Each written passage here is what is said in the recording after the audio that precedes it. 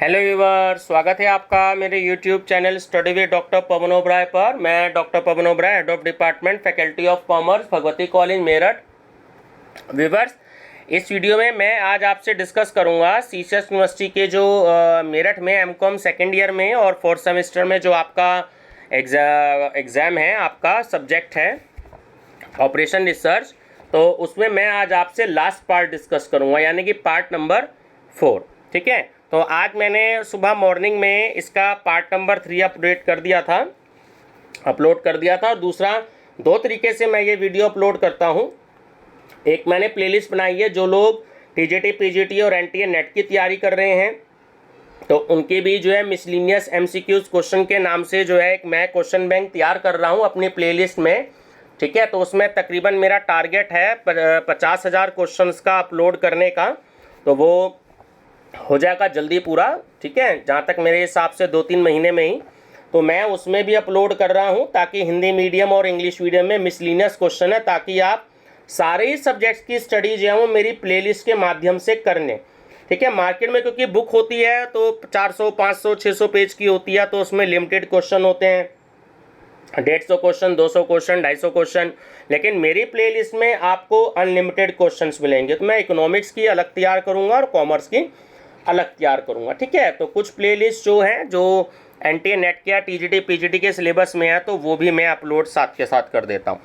दूसरा ये है कि अगर आप बार बार बच्चों को मैं कहता हूँ कि अगर आप 400 से 500 क्वेश्चंस का एक क्वेश्चन बैंक खरीदना चाहते हैं तो नीचे लिंक में डिस्क्रिप्शन बॉक्स में मेरा व्हाट्सएप नंबर दिया होता है, आप उसमें बात कर सकते हैं। ठीक है, तो आपको 400 से 500 एमसीक्यूज का क्वेश्चन बैंक दे दिया जाएगा आपके व्हाट्सएप नंबर पर।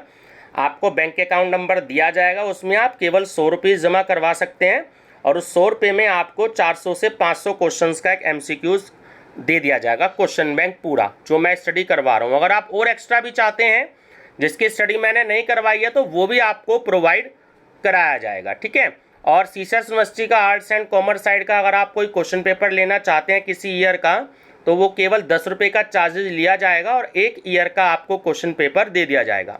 ठीक है, चलिए तो डिस्कस करते हैं ऑपरेशन रिसर्च का पार्ट नंबर 4। निम्नलिखित या निम्न में से कौन सी सर्वाधिक लाभ वाली संस्था है? ठीक है, तो इसमें संख्या है, तो वो है 20। उत्पादन विशेष को कई स्थानों पर भेजने की लागत को न्यूनतम करने संबंधी समस्याओं का अध्ययन करने के लिए निम्न में से कौन सी विधि का प्रयोग किया जाएगा?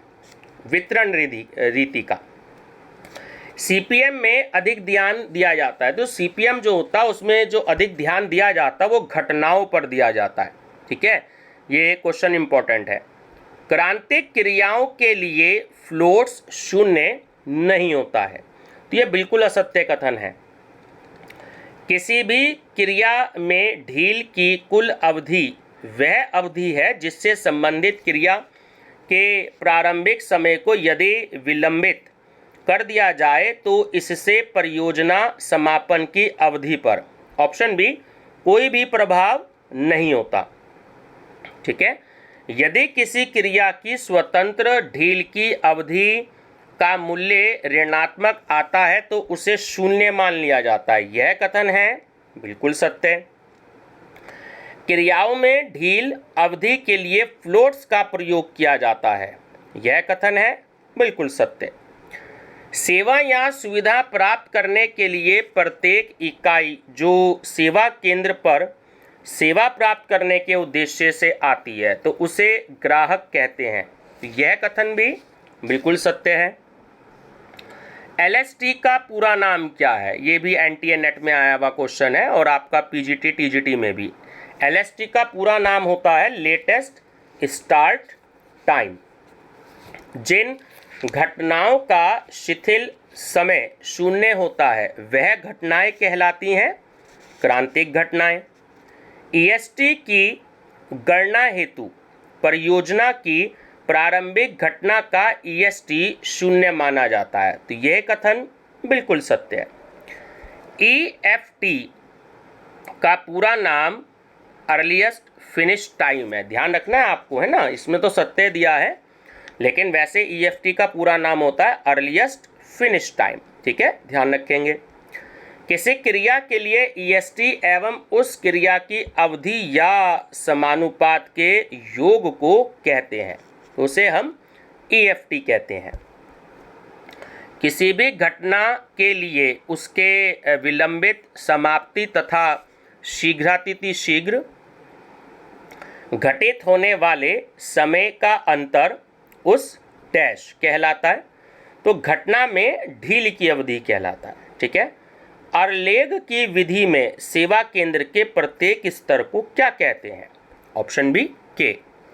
खेल सिद्धांत का प्रतिपादन सर्वप्रथम किसने किया? बहुत ही इंपॉर्टेंट क्वेश्चन है ना, आया हुआ क्वेश्चन है। खेल सिद्धांत का प्रतिपादन किया एक तो प्रोफेसर जॉन वॉन न्यूमन ने और ऑस्कर और गेंस्टर ने, है ना। तो सही आंसर है ए और बी दोनों। निम्न में से कौन सा ऑपरेटिंग सिस्टम का एक मूलभूत कार्य नहीं है? तो ऑप्शन बी कि वर्ड प्रोसेसिंग सिस्टम प्रदान करना। पीयर लैन पर उपयुक्त नेटवर्क आर्किटेक्चर डैश के लिए है, तो वो है होम नेटवर्क।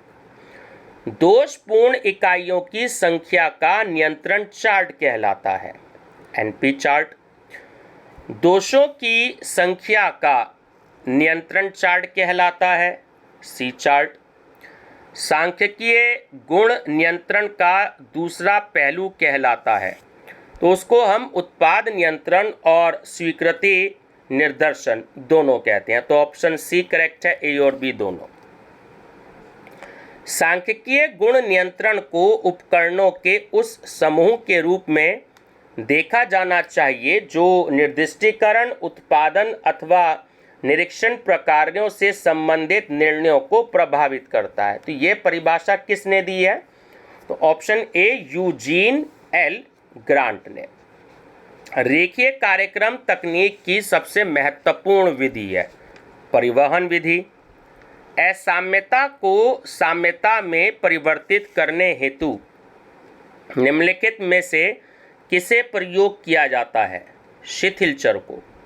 शिथिल चर डैश को दर्शाता है? अप्रयुक्त क्षमता को। रेखीय कार्यक्रम एक नियोजन तकनीक है जो वस्तुनिष्ठ कार्य को निश्चित सीमा तक प्रतिबंधों के ढांचे के अंदर न्यूनतम या अधिकतम होने की अनुमति देता है। तो ये परिभाषा किसने दी? ऑप्शन ए विलियम फॉक्स ने। असमानताओं को समीकरणों में बदलने के लिए रैखिक प्रोग्रामिंग समस्या को हल करने के चित्रमय समाधान में हम, ऑप्शन डी, बस उन्हें समीकरण मान लें। अधिकतमीकरण समस्या के ग्राफिकल समाधान में लाइन, जिसे हम मूल से बहुभुज के चरम बिंदु तक ले जाते हैं, ऑप्शन बी आईएसओ लागत लाइन। कुंजी पंक्ति इंगित करती है, तो वो निवर्तमान चर को करती है। कुंजी कॉलम इंगित करता है, तो वो निर्भय चर को करता है। ध्यान रखना, दोनों इंपॉर्टेंट क्वेश्चन है। कुंजी पंक्ति जो होती है वो निवर्तमान चर को करती है और कुंजी कॉलम जो होता है वो निर्भर चर को करता है। ठीक है, सही निर्णय लेने के लिए दंड के रूप में जाना जाता है अवसर। चित्रमय समाधान में रैखिक प्रोग्रामिंग समस्या का समाधान निहित है, तो वह दूसरा चतुर्थांश। जब प्रतिस्थापना अनुपात कॉलम के सभी तत्व समान होते हैं तो इस स्थिति को इस रूप में जाना जाता है, तो उसे हम कहते हैं गुलो बंद। जब सिंप्लेक्स टेबल की शुद्ध मूल्यांकन पंक्ति के तत्व समान होते हैं तो स्थिति को इस रूप में जाना जाता है टूटना। कुंजी पंक्ति और कुंजी स्तंभ के चौराहे पर संख्या के रूप में माना जाता है, तो उसे हम स्तंभ संख्या कहते हैं। द्वंद्व युद्ध का द्वंद्व है, तो वो होता है मौलिक। एलपी मोड की विशिष्ट विशेषता है, तो ऑप्शन ए सभी चर के बीच संबंध रैखिक है। निर्णय विश्लेषण के लिए मात्रात्मक दृष्टिकोण एक है, तो वो है एक वैज्ञानिक दृष्टिकोण। एक या मॉडल टन को संशोधित करने की प्रक्रिया इसके आउटपुट पर प्रभाव का निरीक्षण करता है। तो ऑप्शन ए सही है, संवेदनशीलता विश्लेषण। संचालन अनुसंधान चिकित्सक नहीं करते हैं। ऑप्शन सी, भविष्य के कार्य या कार्यों की भविष्यवाणी। दृष्टिकोण आमतौर पर डैश के उपयोग पर आधारित है, तो वो होते हैं गणित का मॉडल। निर्णय विश्लेषण के गुणात्मक दृष्टिकोण पर निर्भर करता है, तो अनुभव, सहज बोध और प्रलय है ना। तो ये सभी, इसका सही आंसर है ऑप्शन डी, संचालन अनुसंधान चिकित्सक। तो ऑप्शन डी करेक्ट है। ये सभी की समाधान कार्यान्वयन की जिम्मेदारी लें, आवश्यक डेटा एकत्र करें और एक से अधिक मॉडल बनाएं। तो ऑप्शन डी करेक्ट है ये सभी। संचालन अनुसंधान समस्या को हल करने में पहला कदम है, तो वो है समस्या का निरूपण। मॉडल जो समस्या का भौतिक या दृश्य प्रतिनिधित्व करता है, तो उसे हम कहते हैं प्रतिष्ठित मॉडल। डैश परिवहन समस्या का एक पूर्ण रूप से पतित रूप है, तो उसे हम कहते हैं असाइनमेंट की समस्या। ठीक है। रैखिक कार्यक्रम को अधिकतम या न्यूनतम करने के लिए डैश फंक्शन कहा जाता है। इष्टतम ग्राहक को सेवाएं प्रदान करने वाली प्रक्रिया को डैश के रूप में जाना जाता है, सेवा चैनल। स्लैक को डैश के रूप में भी जाना जाता है, फ्लॉट है ना, नाव। अधिशेष की लागत है, तो देखिए अधिशेष की लागत होती है 0, ध्यान रखेंगे। द्वैत का है, मौलिक है। एक गतिविधि को डैश द्वारा दर्शाया जाता है। तीर, एक परियोजना में कई कार्य होते हैं जिन्हें कहा जाता है गतिविधियां।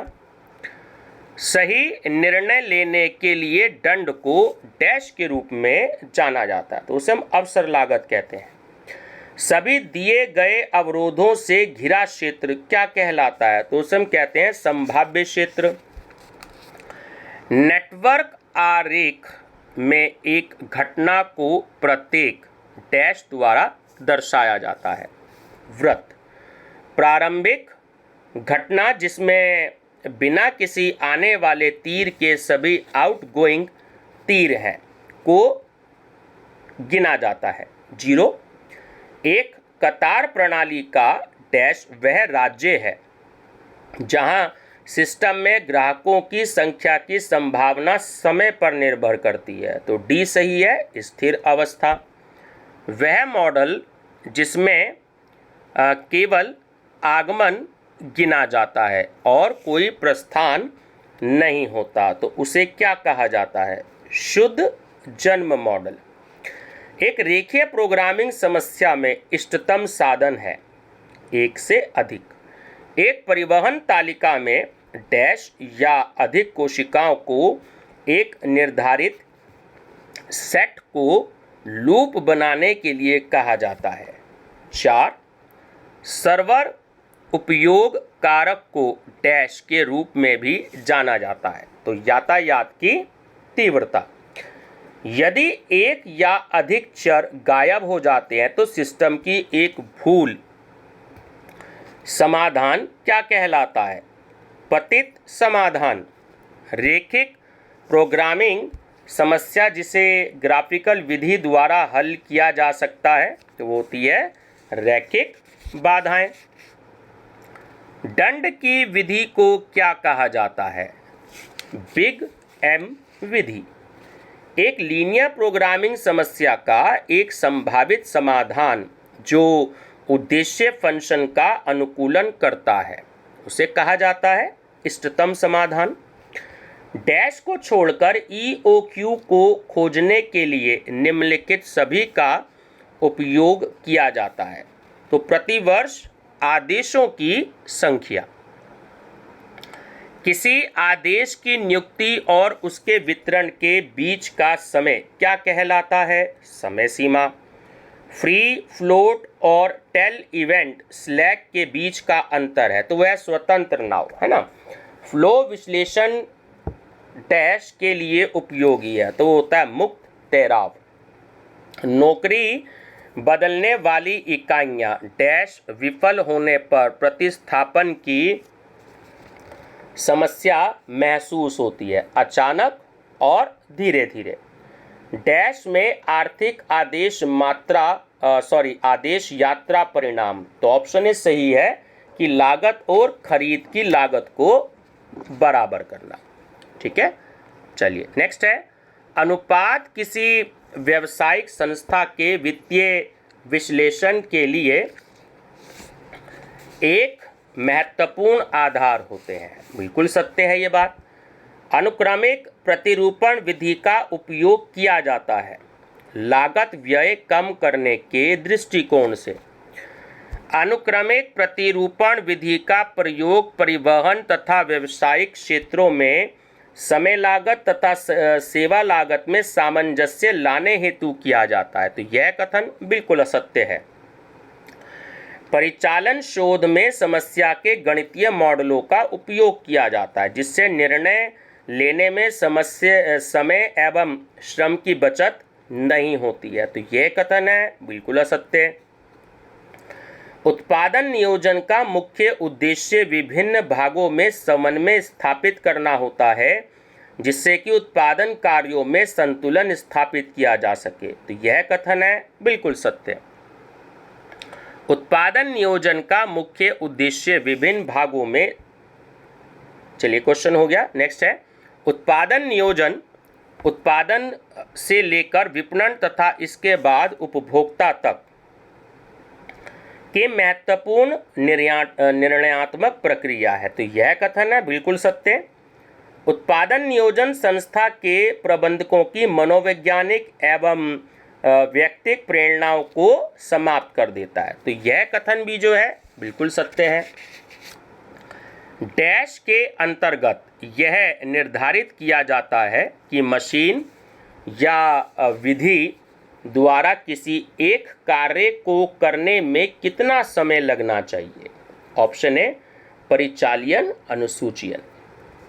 उत्पादन नियोजन का अंतिम चरण डैश है जिसके अंतर्गत उत्पादन कार्य की प्रगति पर सतर्क निगाह रखी जाती है तो ऑप्शन डी सही है कि अनुसरण तथा प्रगति। उत्पादन नियंत्रण व्यवसाय के लक्ष्यों को प्राप्त करने के लिए नियमन एवं मार्गदर्शन का कार्य करता है तो यह कथन बिल्कुल सत्य है। रेखीय प्रोग्रामिंग की सहायता से उद्योग में लागत व्यय डैश तथा उत्पादन डैश करने का प्रयास किया जाता है तो लागत व्यय को जाहिर बात है कम किया जाएगा और उत्पादन को अधिकतम करने का प्रयास किया जाएगा। जिस वक्र के शीर्ष बिंदुओं पर समस्या का संभाव्य हल विद्यमान रहता है उसे क्या कहते हैं तो उसे हम कहते हैं उत्पादन संभावना वक्र।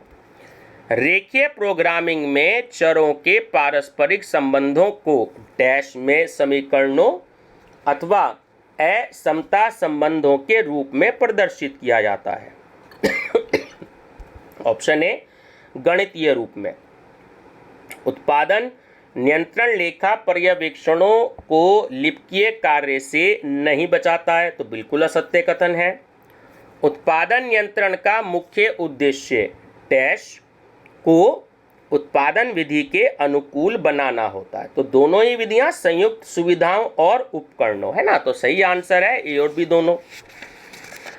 रेखीय शब्द का प्रयोग एक सीधी रेखा के रूप में किया जाता है तो ये कथन बिल्कुल सत्य है। परिचालन शोध का सर्वप्रथम प्रयोग किसके लिए हुआ? टीजीटी पीजीटी में आया हुआ क्वेश्चन है। सैनिक समस्याओं के सिद्धांत के लिए। ठीक है, परिचालन शोध की तकनीक के अंतर्गत समस्या के समाधान हेतु विभिन्न क्षेत्र के ज्ञान का प्रयोग नहीं किया जाता है। यह कथन बिल्कुल असत्य है। रेखीय प्रोग्रामिंग एक प्रबंधकीय प्रविधि है जो प्रबंधकों को यह बताती है कि उनके द्वारा विभिन्न उत्पाद संयोगों में किसे चुना जाए। तो यह कथन है पूर्णतया सत्य। रेखीय प्रोग्रामिंग वह तकनीक है जिसके माध्यम से किसी उत्पादन तथा व्यावसायिक संस्था में उपलब्ध संसाधनों का अधिकतम उपयोग संभव किया जाता है। तो वो है गणितीय। इन्वेंट्री व्यवस्था का उपयोग वस्तुओं के भावी मांग की पूर्ति हेतु डैश के लिए किया जाता है। तो वो है उचित भंडार व्यवस्था करने। अनुक्रमिक प्रतिरूपण विधि है, तो वो दोनों ही हैं ऑप्शन कि उत्पादन कार्य में सुधार लाते हैं और उत्पादन व्ययों में कमी कर सकते हैं। तो ऑप्शन सी करेक्ट है, ए और बी दोनों। पर्ट विधि का प्रयोग अत्यधिक रूप से किया जाता है। तो देखिए परिवहन में भी किया जाता है, बैंकिंग सेवाओं में भी किया जाता है और विद्युत उत्पाद तथा वितरण में भी किया जाता है। तो सही आंसर है ऑप्शन डी, ये सभी। सोवियत रूस से किस गणित प्रसिद्ध गणितज्ञ द्वारा सिंप्लेक्स विधि पर पुनः विकास किया गया? ठीक है, बहुत इंपॉर्टेंट है। तो ये पहली बात, ये जो प्रोफेसर कांतोरोविक्स जो थे, आंसर है तो ये सोवियत रूस के थे और ये एक प्रसिद्ध गणितज्ञ थे। तो 3 क्वेश्चन बनते हैं, इसमें ध्यान रखेंगे। अनुपातों के द्वारा दो विभिन्न डैश के मध्य हुए व्यावसायिक परिवर्तनों को प्रकट किया जाता है। अवधियों, अनुपातों के माध्यम से पूर्व निर्धारित अंकों की तुलना, वास्तविक प्रतिस्थापन प्रतिरूपों का उपयोग किया जाता है। तो देखिए मशीनों को बदलने में भी और मशीनों को क्रय करने में भी। तो ऑप्शन सी करेक्ट है, ए और बी दोनों। व्यवसायिक निर्णयों में डैश की संभावनाओं पर विशेष ध्यान दिया जाता है। ह्रास, आवंटन प्रतिरूपण आधुनिक व्यवसायों में निर्णय करने की विधि है। तो वो है वैज्ञानिक। निम्नलिखित में से परिचालन शोध की आधुनिक तकनीक कौन सी है? तो वो है गतिज कार्यक्रम। उत्पाद नियोजन में प्रायः लोच का अभाव पाया जाता है। तो ये कथन बिल्कुल सत्य है।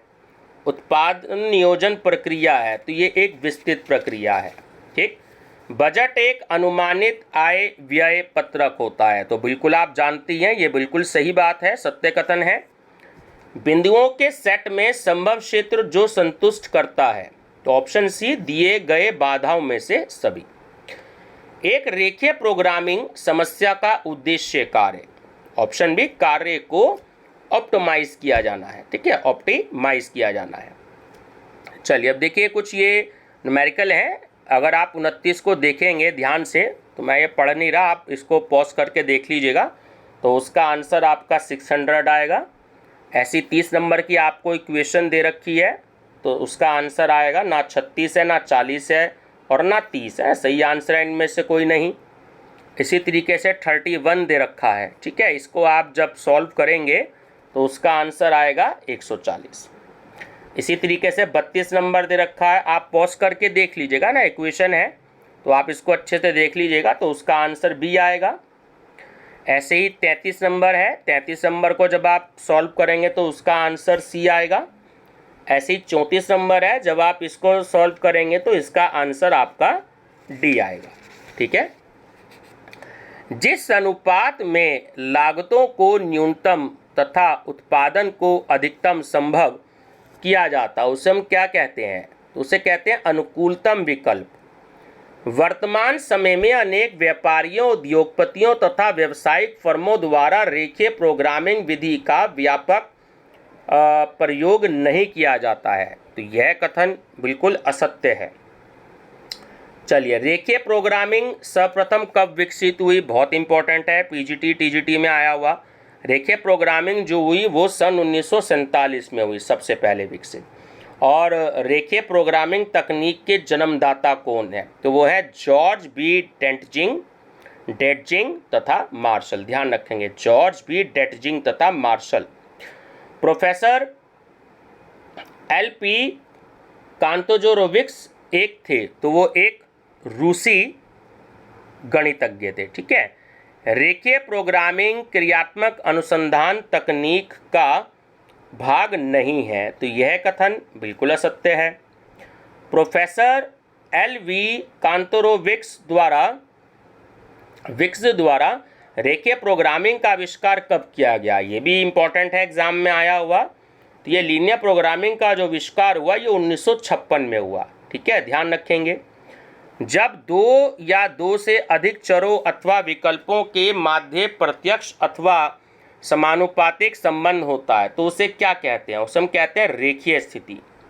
डैश उत्पादन नियंत्रण की तकनीक है। तो ये तीनों ही हैं, अनुपात विश्लेषण पद्धति भी है, परिचालन अनुसंधान भी है और पर्ट एवं सीपीएम भी है। ठीक है व्यूअर्स, तो ये आपका जो है पार्ट नंबर 4 है। तो मेरे हिसाब से इसका जो आपका कोर्स है पूरा हो गया है।